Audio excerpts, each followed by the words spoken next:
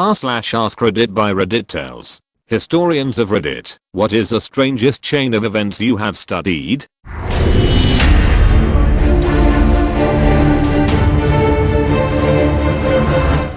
We learnt about this at school. In the 1950s in Borneo they were suffering from an outbreak of malaria, so, with the help of the World Health Organization, they sprayed DDT all over the island to kill the mosquitoes. But the DDT also killed the island's wasps, which helped control the population of thatch-eating caterpillars, thatch that people's homes were made of, and thanks to this, their roofs began to collapse. Many other small insects started to get affected by the DDT, which were eaten by geckos. The geckos developed a tolerance to the DDT, but the cats who ate the geckos didn't, and the cat population started to die off. This led to the island's rat population to increase greatly, and that's the story of how an island with a malaria problem lead to cats being airdropped into Borneo. Cats being airdropped into Borneo. I'm picturing grey and orange tabby cats floating down with their parachutes into the jungle now.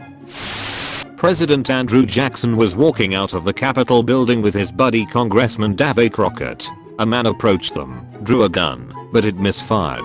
The man drew a second gun, which also misfired.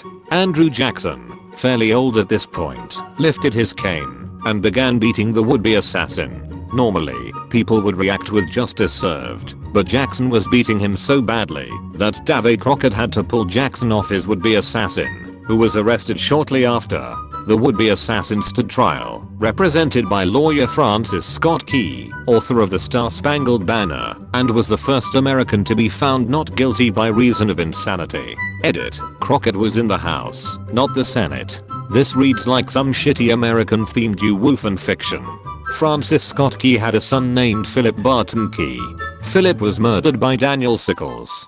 Daniel Sickles used the first temporary insanity plea in the United States and he was acquitted of all charges. Ironic that Francis Key defended Richard Lawrence and used the insanity plea. Then Francis Key's son is killed by Daniel Sickles, who used the first temporary insanity plea. My favorite Andrew Jackson story is the time he and a bunch of his friends caught wind that some guy was going around to taverns, getting drunk, and telling everyone that would listen that Andrew Jackson and his buddies were using their access to secret government surveys and plans to buy up cheap land from the government through holding companies. The implication being that they would then sell it to real settlers for huge profits. Jackson and his buddies tracked the drunk down and beat him nearly to death for daring to impugn their honor and even suggesting they might be engaging in such a loathsome crime. They made sure everyone knew that was why they kicked his ass too. Jackson and his friends of course were doing exactly that. They just didn't want anyone to know. Zhengzhou Canal. So, the Han heard the Qin were fond of mega projects and massive infrastructure investments, so they found a hydraulics engineer and sent him over to sell them on an absurd canal idea. Build a massive canal to use runoff water from two flood-prone rivers to irrigate worthless plains. Tame the river's flooding, irrigate wasteland, everybody wins. And in the Han schemes, it's an absurdly large project that will keep the Qin diverted and invested for decades. And it does. Except about halfway through, the Qin cotton onto this and confront their hydraulics engineer, Zhengzhou, presumably confronted with whatever creative thing or things they do to spies and saboteurs, throws himself on Qin mercy. Yeah, I'm a spy. Yeah, it was to sabotage your efforts, but I'm really an engineer, guys, and this will really work, honest. Let me finish it, and please don't do that thing with the cheese grater. The Qin, presumably, conclude they can always torture him to death later and let him remain in charge of the project. And wonder of wonders, it works. Thousands of hectares or rich but fallow desert are turned into fertile farmland. Existing farmland is made safer by giving the flooding rivers runoff channels. The canal makes the Qin rich beyond their already immense wealth, which they turn to larger armies, eventually crushing the Han and, briefly, uniting China. What happened to the engineer? That reminds me of the story of how a Chinese engineer named Zeman Bao proved religion is a con and abolished human sacrifice in China. Zeman Bao was an engineer and irrationalist who lived during the Warring States period in China. He served as a magistrate for the Marquis Wen, who ruled the territory of Wei from 445 BC 396 BC. During that time, the province of Yi, in what is now Hebei, began to decline and falter. The Marquis sent Zeman Bao to find out what was wrong. Zeman Bao visited the main town of Yi on the river Zhang. He was dismayed to find the fertile countryside depopulated. Whole families were fleeing productive farms and leaving the rich land fallow. The peasants feared the capricious god of the river, who could cause flooding and death, or alternately drought and starvation, but they feared the crushing taxes imposed upon them by the regional governor even more. Most of all, they feared a local witch who selected maidens from the area as brides for the river. Chosen girls were dressed in finery and tightly bound to sumptuously decorated floating platforms which were then sunk. These human sacrifice extravaganzas were the purported cause of the high taxes as well. The governor levied annual taxes for the ceremony and then kept a majority of the proceeds for himself and his cronies. People who complained discovered that their daughters were chosen as brides. Upon finding this out, Zeman Bao arrived at one of the marriage celebrations with a troop of Wei soldiers. As the ceremony started, he proclaimed the girl unworthy of the river god. He commanded the witch to go down to the riverbed and ask the river god whether the previous brides had been satisfactory. When she began to equivocate, the soldiers threw her into the river, where she quickly sank beneath the current. When the witch didn't return, Zeman asked the governor's cronies to see what was taking her so long. The soldiers then threw them in the river to drown as well. Zeman Bao sarcastically suggested that the witch and the officials were having lunch with the river god. He was about to send the regional governor to fetch them when the governor fell to his knees and begged forgiveness for the scheme. Zeman Bao stripped the governor of position and holdings and then probably tortured him to death as was customary at the time. He used the proscribed wealth to build a series of dams and irrigation canals to bring the unruly river under control. Zeman Bao is still revered for being the first Chinese official to tame a river by means of civil engineering, cunning administration, and, above all, the ability to see that religion was a contrick. A Chinese man wanted to create a potion to become immortal. Instead, he accidentally created gunpowder and made fireworks. Pretty much the fall of the Berlin Wall. The USSR was already crumbling by this point, and so they agreed to allow the wall to be opened for a bit. Well, the guy in charge over in Berlin didn't really get the point across to the public very well, and as a result everyone assumed that the wall was permanently coming down. This led to pretty much all of East Berlin flocking to the wall and demanding to be let through. The guards there knew there was no way to restrain all these people without a massacre occurring, and the Russian government had no real way of easily fixing the huge mistake. And so the Berlin Wall fell, all because of misinterpretation. One of my earliest memories watching it being pulled apart and people celebrating, and random David Hasselhoff. I was there that day. It was magnificent. Recent history, but it still boggles my mind. Jerry Ryan gets cast on Star Trek Voyager as 7 of 9. Jerry Ryan divorces her husband. Her ex-husband, Jack, with a really strong resume and a lot of money, announces a Senate campaign in the state of Illinois in 2004.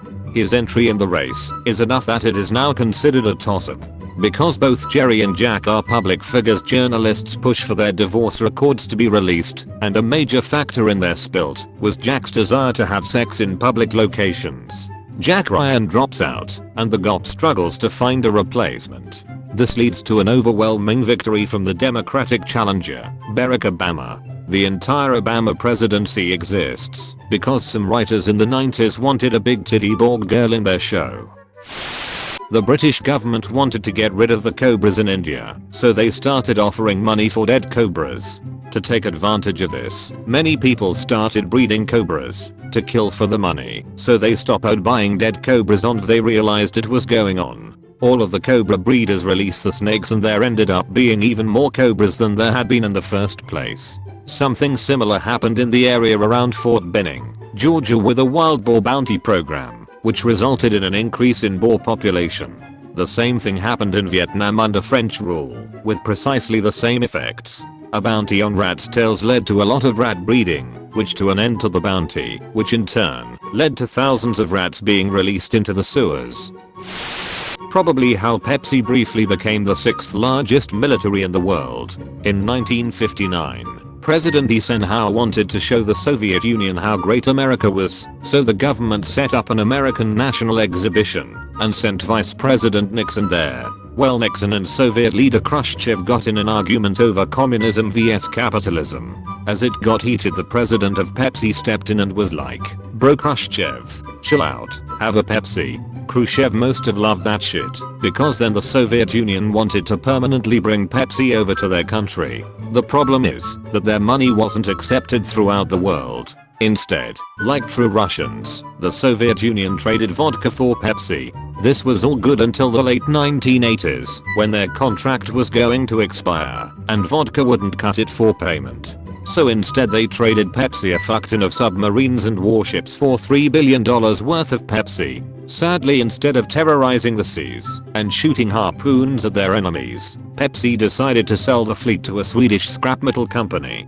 Damn, Pepsi could have gone full East India Company if they had wanted to. As a boxing historian, probably the story of an ancient Greek boxer named Cleomedes apparently won in the Olympic final. He killed his opponent by stabbing his fingers into his opponent's chest, killing him, which means he loses due to a strange and awesome rule was, if your opponent was killed by the fight, he automatically won. So despite surviving the fight, Cleomedes is judged the loser. No glory or olive wreath. Returns home to a stipulatia and lapses into deep depression. Commits the first mass murder of schoolchildren after punching a support beam so hard the school fell down. All the kids die. Angry mob forms to kill Cleomedes, who takes shelter in a giant chest in the temple of Athena. Townsfolk storm the temple and try to pry open the chest, end up having to rip it apart board by board. But when they got it open, there was nothing in it. Naturally, the people didn't know what to make of it. So they sent people to the Oracle of Delphi, who declared that Cleomedes was the last true Astypalachian and that he be worshipped as a demigod. That is how an Olympic boxer became a deity of fertility after murdering a ton of kids. The absolutely amazing shenanigans of Edward Bernays was hired by American Tobacco Company to increase their sales. He staged a bunch of protests during an Easter Day parade by getting women to light cigarettes and hold them in the air and call them torches of freedom. Next thing you know, women are legally allowed to smoke. Also made the color green in season to promote Lucky brand cigarettes. Hired by Beeknet Packing, I think, to sell more of their product. Hired a couple doctors to produce these horribly skewed tests, and next thing you know, breakfast is the best meal of the day is born. And of course a hearty breakfast included bacon and eggs.